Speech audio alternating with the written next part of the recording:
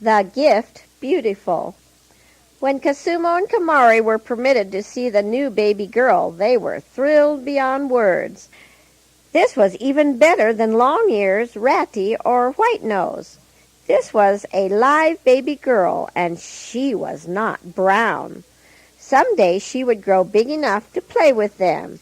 She would be sweet and kind like the mission lady. They were sure that they would love her.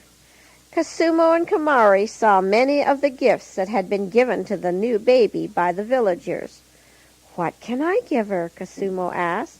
"I will find something," she told Kamari as they went across the lawn. "I know," said Kamari. "I will give her Long Ears, my rabbit." She ran over to the little pen Orlo had made to keep him in. The rabbit had grown since Orlo had found him. His ears were long and his claws were sharp. Soon he would be a full-grown rabbit. As she approached the cage, she called, "Come, Long Ears, I will tell you a secret." She looked in the pen. She could not see Long Ears. Long Ears was gone. With tears in her eyes, Kamari slowly followed Kasumo back to the dormitory. "I can give her my fishes," said Kamari, "or White Nose."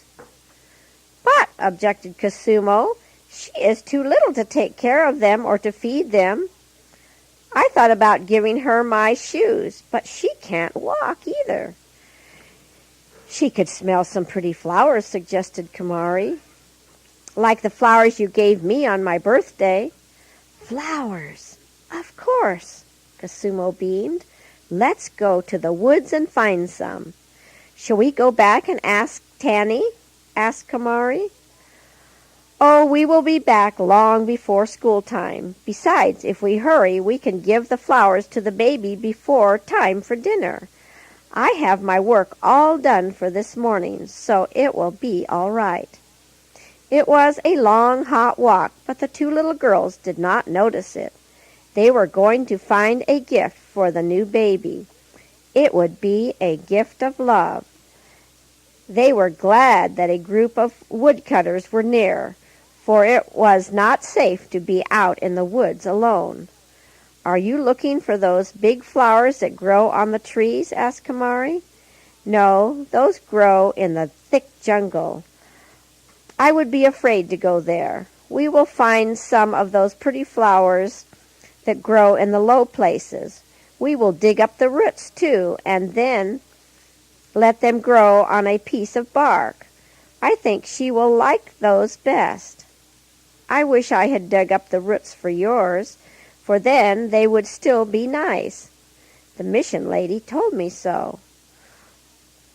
Always cautious of dangers, the girls ran here and there, searching for the flowers they planned to give.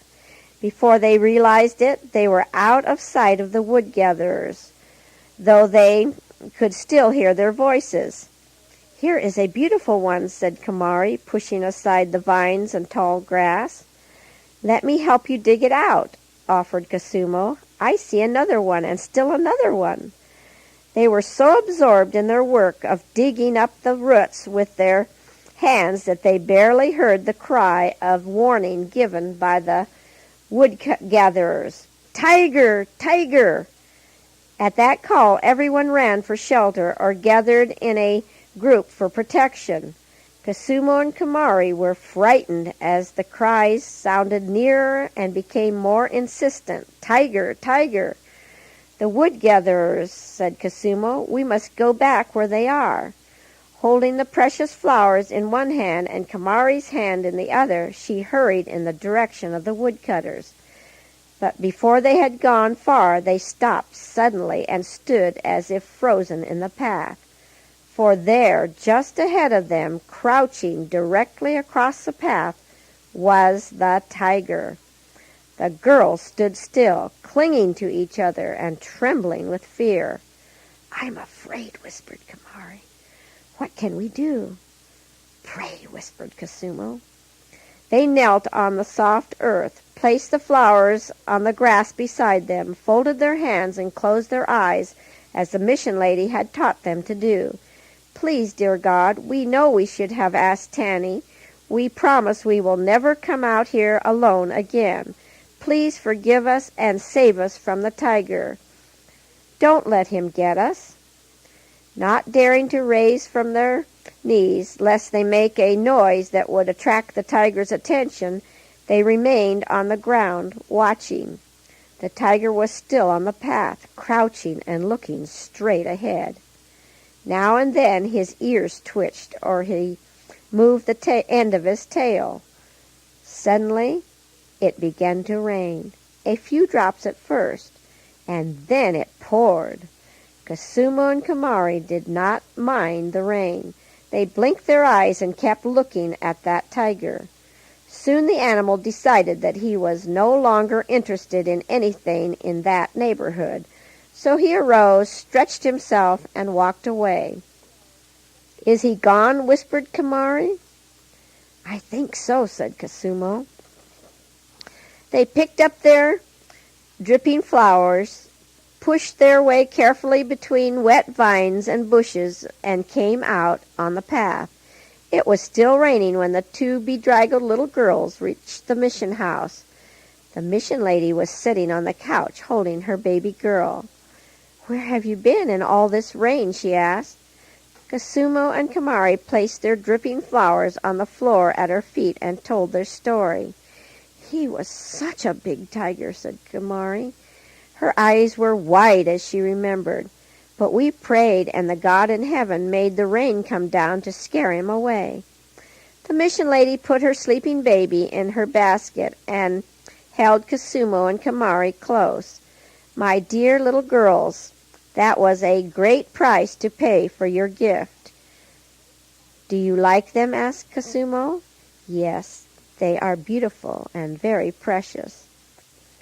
"They mean much to me. I will always treasure them. The God in heaven has proved again that he cares for his own." Cosimo and Kamari watched the mission lady as she tenderly set the flowers in a pot.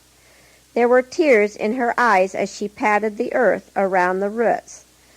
They could not understand why she cried, but somehow they loved her all the more because she did. "They are really beautiful," said the mission lady. "I am sure my baby will also treasure your gift when I tell her the story after she is old enough to understand." Away ran Cosimo and Kamari, their hearts no longer full of fear. The sun came out from behind a cloud. The beautiful world was sparkling and shiny again.